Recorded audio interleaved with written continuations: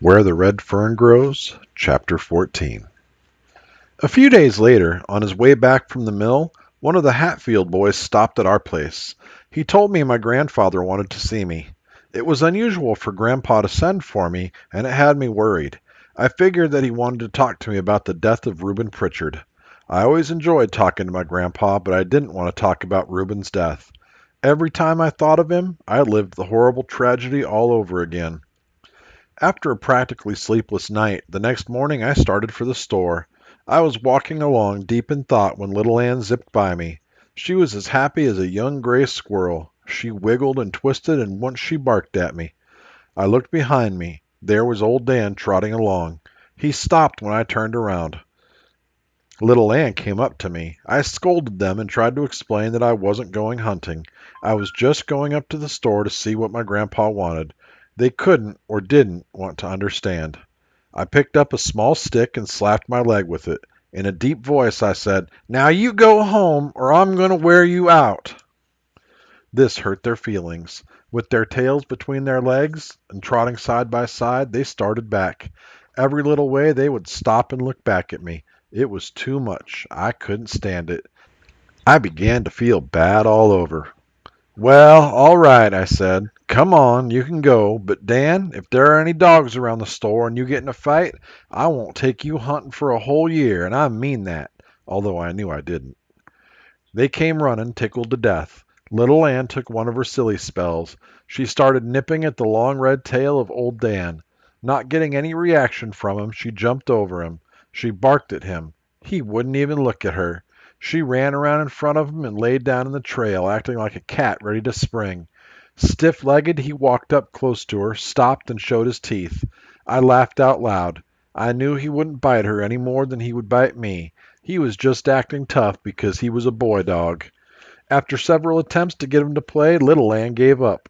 Together they started sniffing around in the underbrush. As I walked up in front of the store, Grandpa hollered at me from the barn. I went over to him. Right away he wanted to know all about Reuben's accident. He listened while I told the story over again. After I had had my say, Grandpa stood looking down at the ground. There was a deep frown on his face and a hurt look in his eyes. His quietness made me feel uneasy. He finally raised his head and looked at me. What I could see in his friendly old face tore at my heart. It seemed that there were more wrinkles than I had ever seen before. His uncombed, iron-gray hair looked almost white. I noticed that his wrinkled old hand trembled as he rubbed the wire-stiff stubble on his chin. In a low voice that quivered as he talked, he said, "Billy, I'm sorry about all this. Truly sorry. I can't help but feel that in a way it was my fault." "No, Grandpa," I said, "it wasn't your fault. It wasn't anyone's fault. It just happened, and no one could help it." "I know," he said, "but if I hadn't called Reuben's bet, nothing would have happened. I guess when a man gets old, he doesn't think straight. I shouldn't have let those boys get under my skin." "Grandpa," I said, "Reuben and Rainey could get under anybody's skin. You couldn't help that. Why, they get under everyone's skin that gets close to them." "Yes, I know," he said, "but still I acted like a fool. Billy, I had no idea things were going to turn out like they did, or I wouldn't have called the bet." Wanting to change the conversation, I said, "Grandpa, we won that bet fair and square, but they took my money anyway." I saw the fire come back to his eyes. This made me feel better. He was more like the grandpa I loved. "That's all right," he said. "We'll just forget the whole thing." He stepped over and laid his hand on my shoulder. In a solemn voice he said, "We won't talk about this again. Now, I want you to forget it ever happened because it wasn't your fault. Oh, I know it's hard for a boy to ever completely forget something like that. All through your life you'll think of it now and then, but try not to let it bother you, and don't ever feel guilty about it. It's not good for a young boy to feel that way." I nodded my head, thinking if people would just stop questioning me about Reuben's death, maybe I could forget. Grandpa said, "Well, the accident wasn't the only thing I wanted to talk to you about. I got something else. Something I think will help us both forget a lot of things." The twinkle in Grandpa's eyes reminded me of what my father had said. "Seems like that old man can cook up more deals than anyone in the country." I didn't care how many deals Grandpa cooked up. He was still the best grandpa in the whole wide world. "What have you got?" I asked. "Come over to the store," he said, "and I'll show you." On our way over, I heard him mutter, "I hope this doesn't turn out like the ghost coon hunt." On entering the store, Grandpa walked to the post office department and came back with a newspaper in his hand. He spread it out on the counter. Pointing with his finger, he said in a loud voice, "Look there!" I looked. The large black letters read, "Championship Coon Hunt to be held." My eyes popped open. Again I read the words. Grandpa was chuckling. I said, "Boy, if that isn't something! A championship coon hunt!" Wide-eyed, I asked, "Where are they having this hunt, and what does it have to do with us?" Grandpa was getting excited. Off came his glasses, and out came the old red handkerchief. He blew his breath on the lens and polished them. He snorted a time or two, reared back, and almost shouted, "Do with us? Why, it has everything to do with us. All my life I've wanted to go to one of these big coon hunts. Why, I've even dreamed about it, and now the opportunity has come. Yes, sir, now I can go." He paused. "That is, if it's all right with you." I was dumbfounded. I said, "All right with me? Why, Grandpa, you know it's all right with me, but what have I got to do with it?" Grandpa was so excited I thought he was going to burst a blood vessel. Talking excitedly, he said, "I've got it all fixed, Billy. We can enter Old Dan and Little Ann in this championship hunt." I was so surprised at what Grandpa had said I couldn't utter a word. At first I was scared, and then a wonderful feeling came over me. I felt the excitement of the big hunt as it burned its way into my body. I started breathing like I had been running for 100 miles. After several attempts, I croaked, "Can just any dog be in this hunt?" Grandpa almost jumped as he answered, "No, sir, not just any hound can be entered. They have to be the best, and they have to be registered too." He started talking with his hands. Pointing to a chair, he said, "Sit down and I'll tell you all about it." Grandpa calmed down a little and started talking in a serious voice. "Billy," he said, "it takes some doing to have a set of dogs entered in this hunt. I've been working on this for months. I've written letters on top of letters. I've even had several good friends in town helping me. You see, I've kept a record of all the coons your dogs have caught, and believe me, their catch is up there with the best of them. Now, I've already paid the entry fee and everything is fixed. All we have to do is go." "Entry fee? How much did it cost?" I asked. "You let me worry about that," he said. "Now what do you say? Want to give it a whirl? I understand the winner receives a gold cup, and you never can tell. We might come home with it. We have as good a chance as anyone else." Grandpa had me so worked up by this time I didn't think anyone else had good hounds but me. I reared back and blurted, "It's all right with me, Grandpa. Just tell me what to do." Grandpa flew out of gear like a Model T Ford. He slapped the counter with his hand. In a pent-up voice, he said, "That's the talk. That's the way I like to hear a coon hunter talk." With a questioning look on his face, he asked, "Didn't I see your dogs with you when you came up?" "Yes, they followed me," I said. "They're outside." "Well, call them in," he said. "I've got something for them." I called to them. Little Ann came in the store, walking like she was scared. Old Dan came to the door and stopped. I tried to coax them in. It was no use.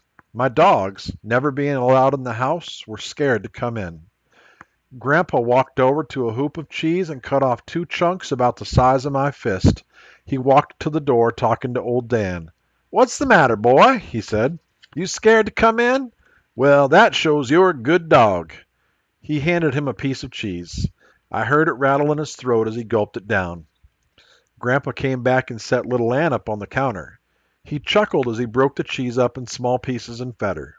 "Yes, sir," he said, "I think we have the best darn coon hounds in these Ozark Mountains, and just as sure as shooting, we're going to win that gold cup." Grandpa didn't have to say that. The way I was feeling, I already had the cup. All I had to do was go and get it. Finished with his feeding of little Ann, Grandpa said, "Now let's see. The hunt starts on the 23rd. That's about, well, let's see. This is the 17th." Counting on his fingers, he finally figured it out. "That's 6 days from now," he said in a jubilant voice. I nodded my head. "We can leave here early on the morning of the 22nd," he said, "and barring accidents, we should make the campground in plenty of time for the grand opening." I asked how we were going. "We'll go in my buggy," he said. "I'll load the tent and everything the night before." I asked him what he wanted me to bring. "Nothing," he said, "but these two little hounds, and you be here early. And I believe I'd let these dogs rest, 'cause we want them in tip-top shape when we get there." I saw the thinking wrinkles bunch up on Grandpa's forehead. "You reckon your daddy would like to go?" he asked. "As late in the fall as it is, I don't think he's too busy, is he?" "No, our crops are all gathered," I said. "We've been clearing some of the bottom land, but that's almost done now." "Well, ask him," he said. "Tell him I'd like to have him go." "I'll ask him," I said. "But you know how Papa is. The farm comes first with him." "I know," Grandpa said. "But you ask him anyway and tell him what I said. Now it's getting late and you had better be heading for home." I was almost to the door when Grandpa said, "Wait a minute." He walked over behind the candy counter and shook out one of the quarter sacks. He filled it up to the brim, bounced it on the counter a few times, and dropped in a few more gumdrops. With a twinkle in his eye and a smile on his face, he handed it to me, saying, "Save some for your sisters." I was so choked up I couldn't say anything. I took it and flew out the door, calling to my dogs. On my way home, I didn't walk on the ground. I was way up in the clouds, just skipping along. With a song, I told the sycamore trees and the pop-eyed gray squirrels how happy I was. Little Ann sensed my happiness. She pranced along on the ground. With a doggish grin on her face, she begged for a piece of candy, which I so gladly gave. Even old Dan felt the pleasant atmosphere. His long red tail fanned the air. Once he raised his head and bawled. I stood still and listened to the droning tones of his deep voice. The sound seemed to be trapped for an instant in the thick timber. It rolled around under the tall white sycamores, beat its way through the wild cane, and found freedom out over the clear blue waters of the river. The sound, following the river's course, rolled like the beat of a jungle drum. As the echo died away in the distance, silence settled over the bottoms. The gray squirrels stopped their chattering. The wild birds quit their singing. I stood still. No sound could be heard. It seemed that all the creatures of the wild were holding their breath. I gazed up to the towering heights of the tall trees. No leaf was stirring.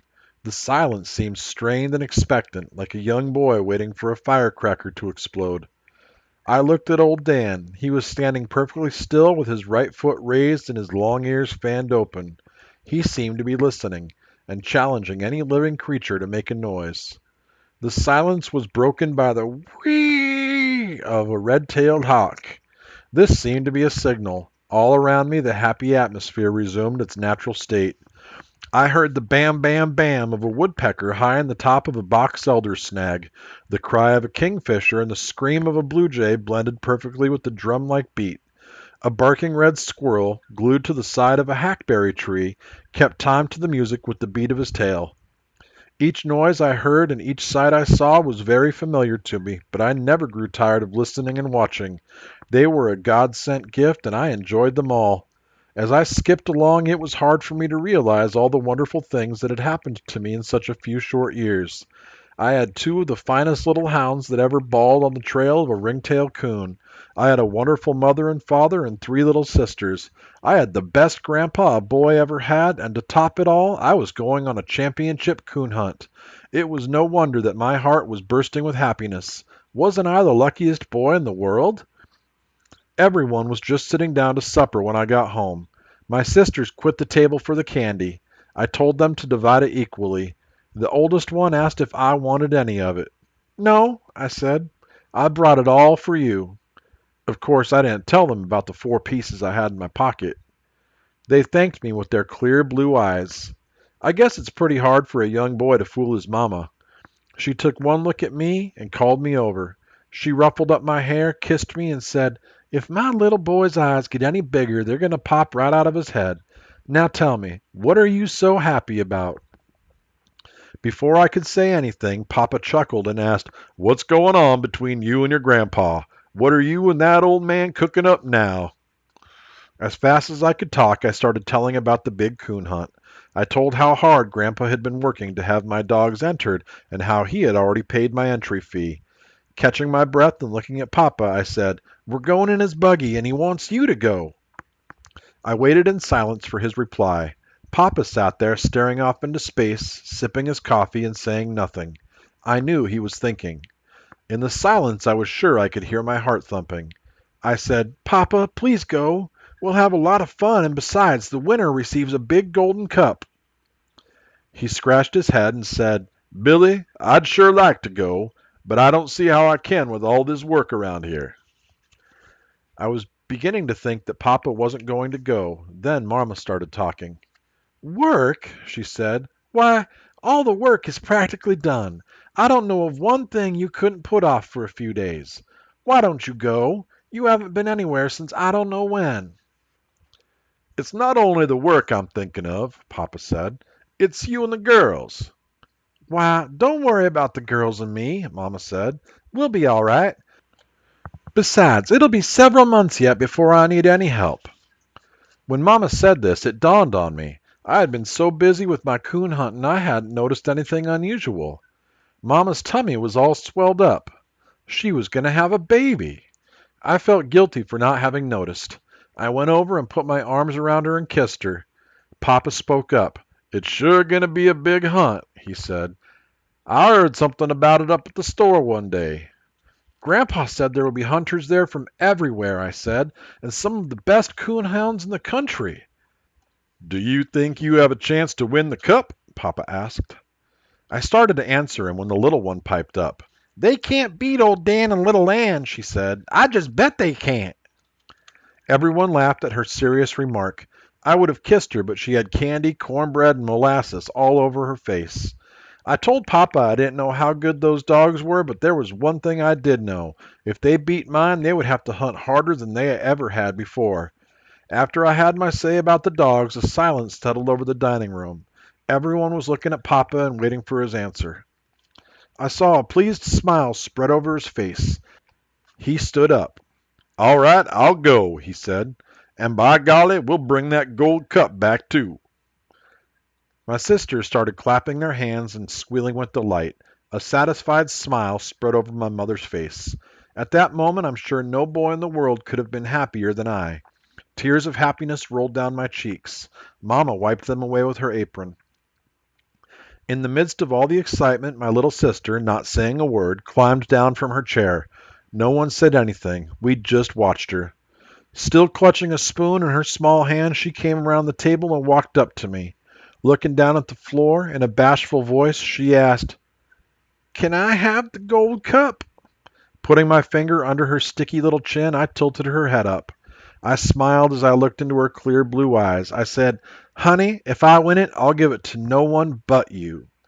I had to cross my heart and hope to die several times before she was satisfied. Back in her chair, she gloated over the others. "You just wait and see," she said. "It'll be all mine. Nobody's but mine, and I'll put my banty eggs in it." "Silly, you don't put banty eggs in a gold cup," the oldest one said. "They're just made to look at." That night I dreamed about gold cups, little red hounds, and coons as big as rain barrels. Once I woke myself up, whooping to my dogs. The next few days were busy ones for me. Knowing that Papa and I would be gone for several days, I did everything I could to make things convenient for Mama. I chopped a large pile of wood and stacked it close to the kitchen door. To make it easy for her to feed our stock, I cut some poles from the hillside and boxed up one of the stalls in the barn. I filled it full of hay so she wouldn't have to climb the ladder to the loft. Papa laid down the law to my sisters about being good and helping Mama while we were gone. The day before we were to leave, I was as nervous as a June bug in a henhouse. The day seemed endless. A few of the miserable hours were spent talking to my dogs. I told them all about the big hunt and how important it was. "Now, if you don't win the golden cup," I said, "I won't be mad because I know you will do your best." Old Dan wouldn't even look at me and paid no attention to what I said. He was sulking because I hadn't been taking him hunting. When I talked to little Ann, it was different. She listened and seemed to understand everything I said. I dreaded to go to bed that night. I thought sleep would be impossible. I must have been more tired than I thought I was. I fell asleep almost immediately. Old Red, our rooster, woke me at daybreak, crowing his fool head off. It was a beautiful morning, clear and frosty. After a good breakfast, we kissed Mama goodbye and started for the store. I'm sure there were a lot of coon hunters in the Ozarks, but on that morning none could have felt as big and important as I. Walking along by the side of my father, I threw out my chest and tried hard to keep pace with his long strides. He noticed and laughed. "You'll have to grow a little bit," he said, "before you can take steps that long." I didn't say anything. I just smiled. Hearing a noise overhead, I looked up. The gray ones were winging their way southward. I listened to their talking and wondered what they were saying. Looking to the mountains around us, I saw that the mysterious artist who comes at night had paid us a visit. I wondered how he could paint so many different colors in one night: red, wine, yellow, and rust. My dogs were trotting along in front of us. I smiled at the way their hindquarters shifted to the right. Little Ann would jump and bounce and try to get old Dan to play, but the solemn old boy just jogged along, heedless of everything. "You know," Papa said, "she doesn't even act like a hound. She is bouncing and playing all the time. Why, she acts more like a little pup than a hound." "Yes, I know," I said. "I've noticed that myself. But you know one thing, Papa? She's the smartest dog I've ever seen. Why, some of the things she does are almost unbelievable." "Yes, I know," said Papa. "But it's strange, very strange." "There's only one thing wrong with her, Papa," I said. "Yeah? What's that?" he asked. "You won't believe it," I said, "but she's gun-shy." "Gun-shy? How do you know she's gun-shy?" Papa asked. "I didn't know for a long time," I said, "until one day when I was hoeing corn down in the field by the old slough. She and old Dan were digging in a bank after a groundhog. Across the river some fishermen started shooting a gun. It scared little Ann and she came running to me, shaking all over." "Aw," Papa said, "maybe you just thought she was scared." "No, I didn't, Papa," I said. "It happened again up at the store one day. Grandpa shot a chicken hawk. When the gun went off, it scared her half to death. No, she's gun shy, all right." "Ah, well," Papa said, "that doesn't mean anything. A lot of dogs are afraid of guns." "I know," I said, "but you wouldn't think she would be that way. I believe if I had a gun of my own, I could break her of being gun shy." Papa looked at me. He said, "From what your mother says, you won't be getting a gun for some time yet." "Yes, I know," I said.